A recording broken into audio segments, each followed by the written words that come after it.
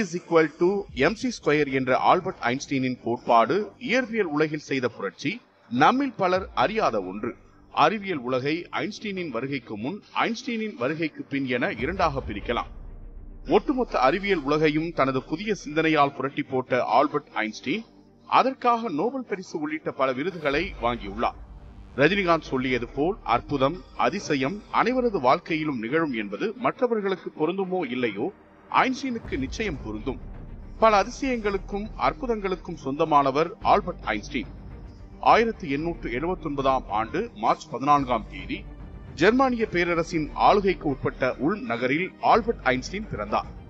பின்னாளில் இயற்பியல் உலகையே தனது சிந்தனையால் ஆட்டிவிட்ட ஆல்பர்ட் ஐன்ஸ்டீன் அதற்கான எந்த ஒரு அறிகுறியும் இல்லாமல் புத்தக மூட்டைகளை சுமந்து கொண்டு பள்ளிக்கு சென்று கொண்டிருந்தார். பள்ளியில் சுமாரான மாணவனாகவே ஐன்ஸ்டீன் இருந்தார். எப்போதும் எதன் மீதோ ஆழ்ந்த சிந்தனை கொண்டவராக இருந்த ஐன்ஸ்டீனுக்கு பள்ளி வகுப்பு வதை முகாமாக இருந்தது. பள்ளி வகுப்புகளில் ஆர்வமே இல்லாமல் இருந்த ஆல்பர்ட் ஐன்ஸ்டீன் ஆசிரியர்களுக்கு விருப்பமில்லாத மாணவராக இருந்தார். ஆனால் அவருக்கு இயற்பியல் மீதும் கணிதம் மீதும் இயல்பிலேயே தனி ஆர்வம் இருந்தது. அந்த வயதில் புரிந்து கொள்வதற்கே மிகவும் கடுமையான பித்தாகரஸ் கோட்பாடு மற்றும் நுண்கணிதம் ஆகியவற்றை தானே கற்றுக்கொண்டு அதை விளக்கும் ஆற்றல் ஐன்ஸ்டீனுக்கு இருந்தது. ஒருமுறை கடும் ஜுரத்தில் படுக்கையில் படுத்துக் கொண்டிருந்த ஐன்ஸ்டீனுக்கு அவரது தந்தை ஹெர்மன் ஐன்ஸ்டீன் திசைக்காட்டியை பரிசாக வழங்கினார். அந்த சம்பவம் ஐன்ஸ்டீனின் வாழ்க்கையை அறிவியல் பக்கம் திருப்பியதற்கு மிக முக்கிய காரணம் என சொல்லலாம். எப்போதும் அந்த திசைக்காட்டியுடனே சுற்றி கொண்டிருந்த சிறுவன் ஐன்ஸ்டீன் இரவு நேரத்திலும் படுக்கையில் படுத்துக்கொண்டு திசைக்காட்டி காட்டும் வடதுருவத்தை நோக்கி பல அறிவியல் யோசனைகளை காட்சிகளாக உருவகம் செய்து ஆழ்ந்த சிந்தனையில் மூழ்கி போனார். இப்படியாக ஆல்பர்ட் ஐன்ஸ்டீனின் பால்ய காலம் உருண்டோடின. பேரண்டம் குறித்த விளக்கத்தை ஒரே கோட்பாட்டில் சொல்லிவிட வேண்டும் என ஆல்பர்ட் ஐன்ஸ்டீன் விரும்பினார்.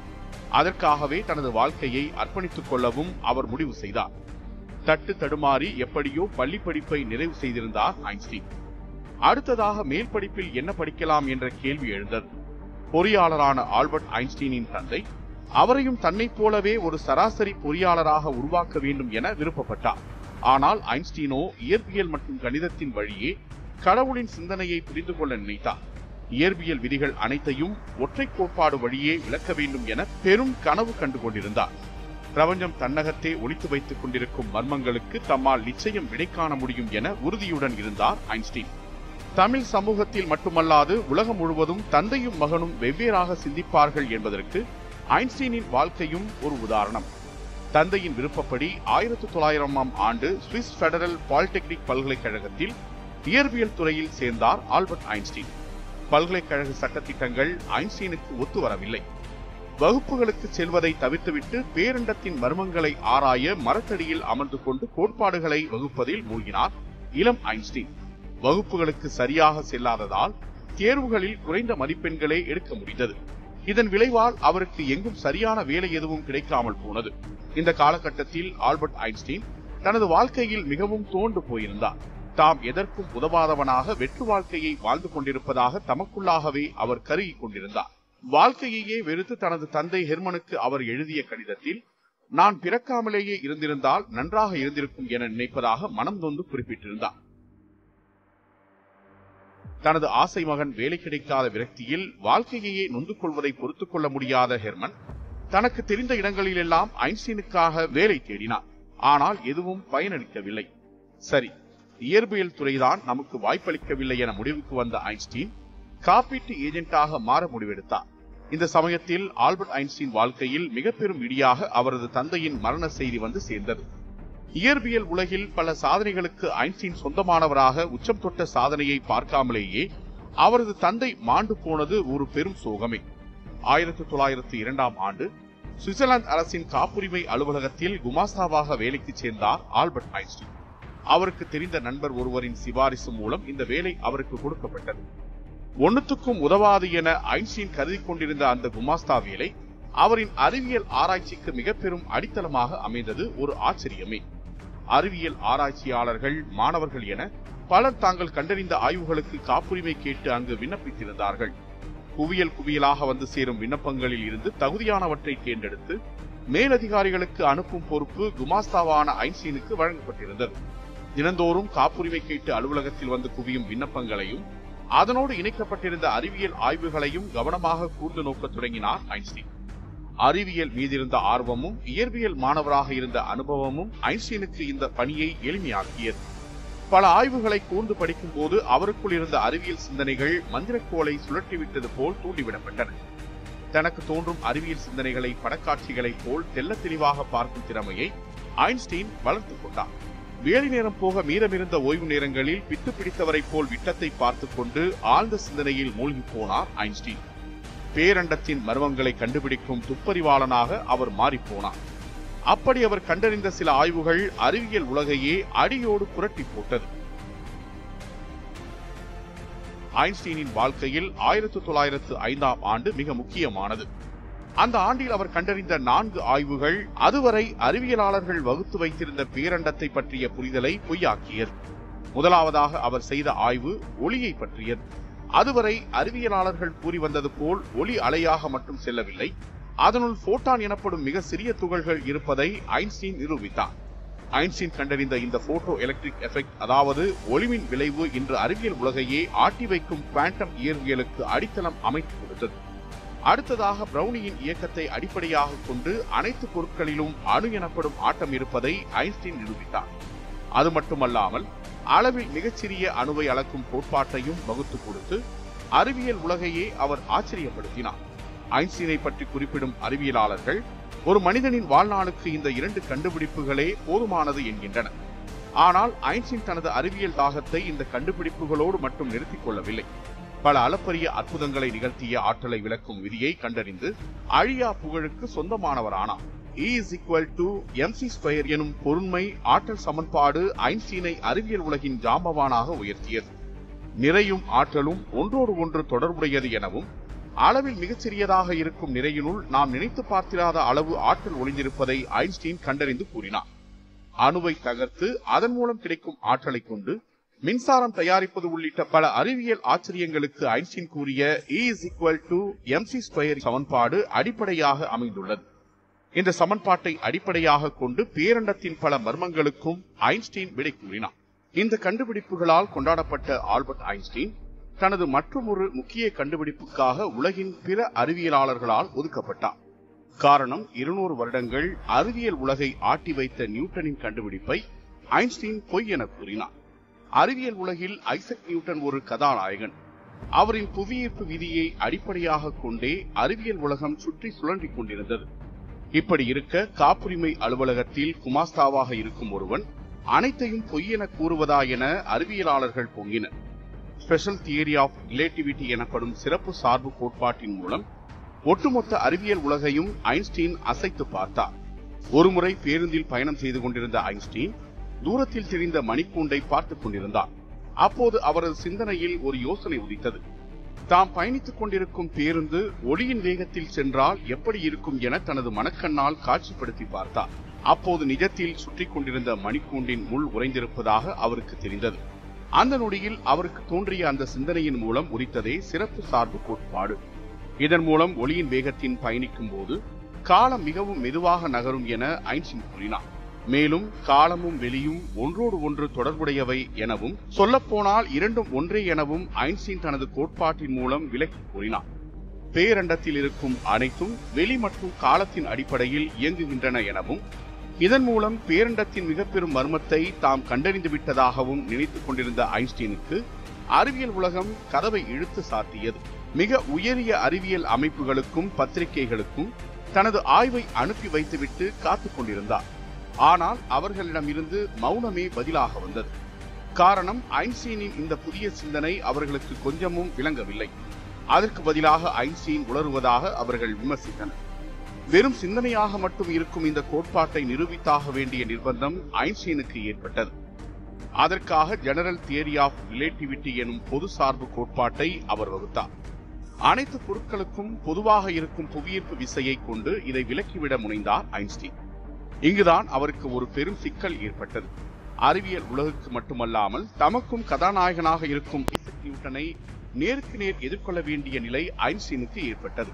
நியூட்டன் கூறிய புவியீர்ப்பின் பண்பை பொய்யென கூறுவதாக இருந்தது பொது சார்பு கோட்பாடு. அப்போது ஐன்ஸ்டீனை ஆதரித்து வந்த மேக்ஸ் பிளாங்க் உட்பட பலரும் புவியீர்ப்பு விசையை ஆராய்வது மிகவும் சிக்கலானது எனவும் அதை நிரூபித்தாலும் மற்றவர்கள் அதை நம்புவது கடினம் எனவும் எச்சரித்தனர். ஆனால் நம்பிக்கை தளராத ஐன்ஸ்டீன் நியூட்டன் கூறிய புவியீர்ப்பு விசையை தீர்க்கமாக பொய் என கூறினார். புவியீர்ப்பு என எதுவும் இல்லை எனவும் பேரண்டத்தில் இருக்கும் வெளி என்பது இழுத்து கட்டப்பட்ட எலாஸ்டிக் துணியை போன்றது எனவும் கூறினார். பேரண்ட வெளியில் சூரியன் ஏற்படுத்தும் திரிபு காரணமாகவே புவியில் ஈர்ப்பு இருப்பது போன்று தோன்றுவதாகவும் சூரியனை சுற்றி புவி சுழல்வதாகவும் ஐன்ஸ்டீன் கூறினார்.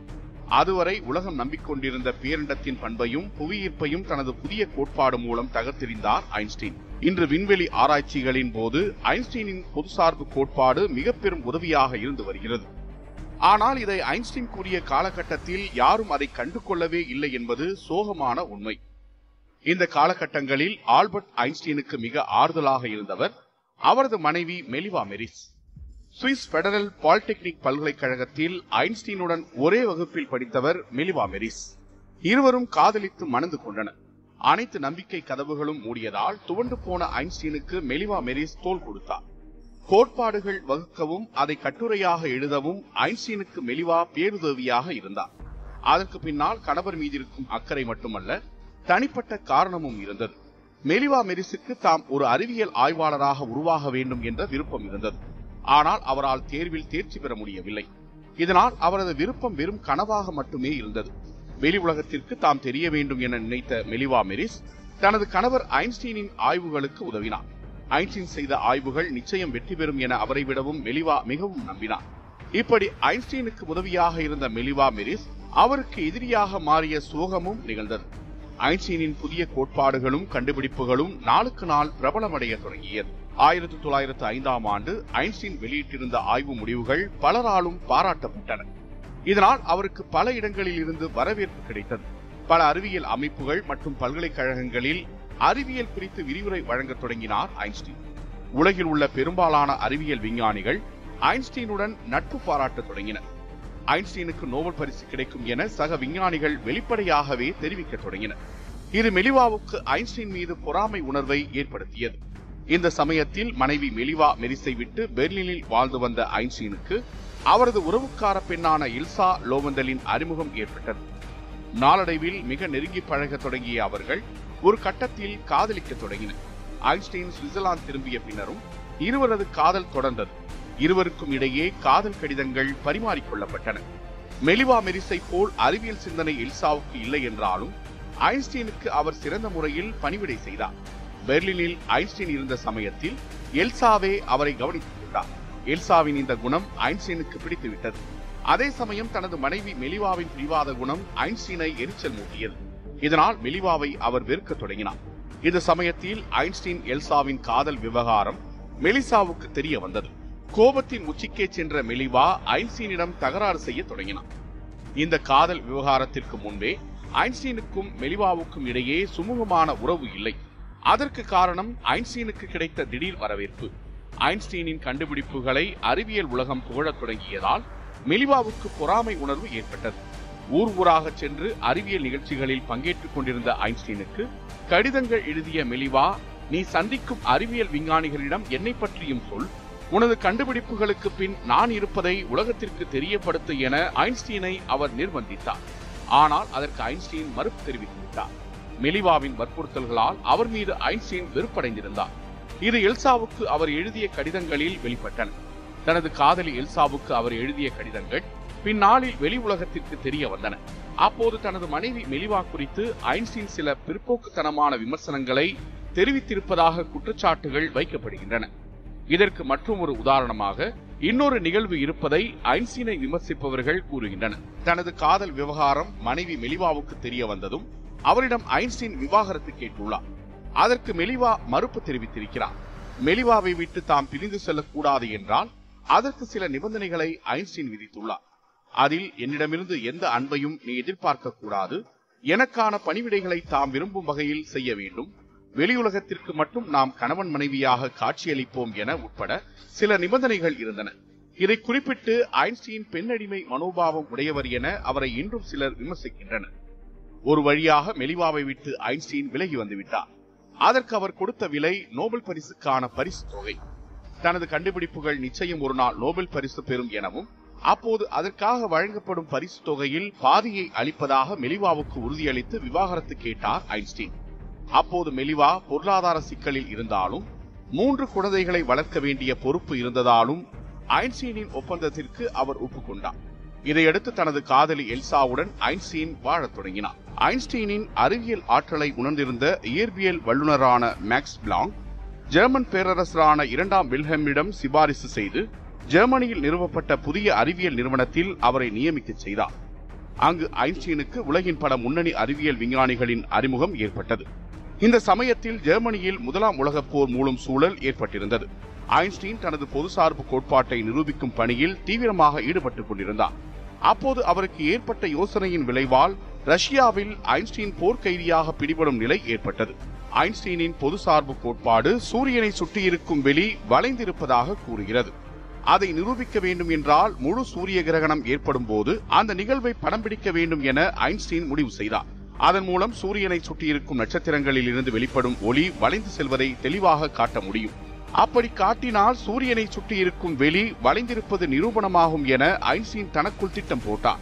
ஏனென்றால் ஒளி எப்போதும் நேர்கோட்டில்தான் பயணிக்கும் என்பது இயற்பியல் விதி. உடனடியாக இந்த பணியில் இறங்கிய ஐன்ஸ்டீன் அடுத்ததாக எங்கு முழு சூரிய கிரகணம் ஏற்பட போகிறது என்பதை ஆராய்ந்தார். 1914ஆம் ஆண்டு ரஷ்யாவில் முழு சூரிய கிரகணம் ஏற்பட போவதை தெரிந்து கொண்ட ஐன்ஸ்டீன் ஒரு குழுவுடன் அங்கு சென்றார். ரஷ்யாவில் உள்ள கிரீமியா வனப்பகுதியில் முகாமிட்ட அந்த குழு முழு சூரிய கிரகணத்திற்காக காத்துக் கொண்டிருந்தது. அப்போது ஆஸ்திரிய பேரரசர் பிரான்ஸ் பெர்டினண்ட் படுகொலை செய்யப்பட்ட செய்தி ரஷ்யா முழுவதும் தீயாக பரவியது. இதன் விளைவால் ரஷ்யாவுக்கும் ஜெர்மனுக்கும் இடையே போர் மூண்டது. போர் மூண்ட சமயத்தில் ஜெர்மனியரான ஐன்ஸ்டீன் ரஷ்யாவில் இருந்தது அவருக்குள் கலக்கத்தை ஏற்படுத்தியது. முழு சூரிய கிரகணத்தை படம் பிடிக்க காத்திருந்த ஐன்ஸ்டீனையும் அவரது குழுவையும் ரஷ்ய ராணுவம் கைது செய்து போர்க்கைதியாக பிடித்துச் சென்றது. சில மாதங்கள் சிறையில் இருந்த ஐன்ஸ்டீன் பின் விடுவிக்கப்பட்டார். ஜெர்மன் வந்து சேர்ந்த ஐன்ஸ்டீன் மனம் முழுவதும் போர் குறித்த சிந்தனையே ஓடிக்கொண்டிருந்தது. 1ஆம் உலகப் போரை ஜெர்மனி முன்னின்று நடத்திய காரணத்தால் அங்கு நிலவிய சூழல் ஐன்ஸ்டீன் மனதை மிகவும் நோகடித்தன. அங்கு அவருக்கு குருஸ்தானத்தில் இருந்த தலைசிறந்த வேதியியலாளர் பிரிட்ஸ் ஹேபர் உட்பட அனைத்து அறிவியல் கூட்டமும் ஜெர்மன் பேரரசுக்கு ஆதரவாக போர்க்களத்தில் நின்றன. எதிரி படைகளை அழிக்க கொடிய விஷவாயுக்களை பிரிட்ஸ் ஹேபர் கண்டறிந்து கொடுத்தார். இது ஐன்ஸ்டீனுக்கு அதிர்ச்சியை ஏற்படுத்தியது. அறிவியல் சிந்தனைகள் மனித நலனுக்காக மட்டுமே பயன்பட வேண்டுமே தவிர இவ்வாறான படுகொலைகளுக்கு துணை போகக்கூடாது என பிரிட்ஸ் ஹேபரிடம் வாதம் செய்தார். ஆனால் அங்கிருந்த நிலைமை ஐன்ஸ்டீனுக்கு ஆதரவாக இல்லை. ஒட்டுமொத்த ஜெர்மன் அறிவியல் சமூகமும் இரண்டாக பிரிந்திருந்தது. ஒரு பக்கம் போருக்கு ஆதரவு தெரிவிக்கும் ஒட்டுமொத்த அறிவியல் விஞ்ஞானிகள், மறுபக்கம் போரை எதிர்க்கும் ஐன்ஸ்டீன். ஆம், அவர் மட்டும் தனித்து விடப்பட்டார். போர் எதிர்ப்பை ஐன்ஸ்டீன் வெளிப்படையாக தெரிவித்திருந்தார். இதே கருத்தை வெளிப்படுத்தி வந்த சார்லி சாப்ளின் தனது சிட்டி லைட்ஸ் திரைப்படத்தை காண ஐன்ஸ்டீனுக்கு சிறப்பு அழைப்பு விடுத்தார். இதை ஏற்று ஐன்ஸ்டீனும் இந்த சிறப்பு திரையிடலுக்கு சென்றார். இதன்பின் இருவருக்கும் இடையே மிக நல்ல நட்புறவு நீடித்தது. ஐன்ஸ்டீன் ஒரு ஜெர்மானியராக இருந்தாலும் அது உணர்த்திய போருக்கு எதிராக அவர் இருந்தார். இதனால் போருக்கு எதிராக அமைதியை வலியுறுத்திய காந்தியால் அவர் ஈர்க்கப்பட்டார். காந்தியுடன் கடித போக்குவரத்தை ஏற்படுத்திய ஐன்ஸ்டீனின் அகிம்சை கொள்கையை பாராட்டி ஆதரித்தார். மேலும் காந்தியை நேரில் சந்தித்து தனது ஆதரவை வழங்கிய ஐன்ஸ்டீன் இளைஞர்களுக்கான ஆதர்சமாக காந்தியை முன்னிலைப்படுத்தினார். 1922ஆம் ஆண்டு ஆல்பர்ட் ஐன்ஸ்டீனுக்கு நோபல் பரிசு வழங்கப்பட்டது. ஒளியின் விளைவை கண்டறிந்ததால் அவருக்கு இந்த விருது வழங்கப்பட்டது. 1905ஆம் ஆண்டு அவர் நிரூபித்த ஒளிமின் விளைவுக்காக நோபல் பரிசு வழங்கப்பட்டது. இது ஐன்ஸ்டீனுக்கு வருத்தத்தை அளித்தது. அவர் நிறுவிய பொதுசார்பு கோட்பாட்டுக்கோ அல்லது சிறப்பு சார்பு கோட்பாட்டுக்கோ நோபல் பரிசு வழங்கப்படும் என ஐன்ஸ்டீன் விரும்பினார். ஆனால் நோபல் பரிசு குழுவால் அந்த இரண்டையும் ஏற்றுக்கொள்ள முடியவில்லை.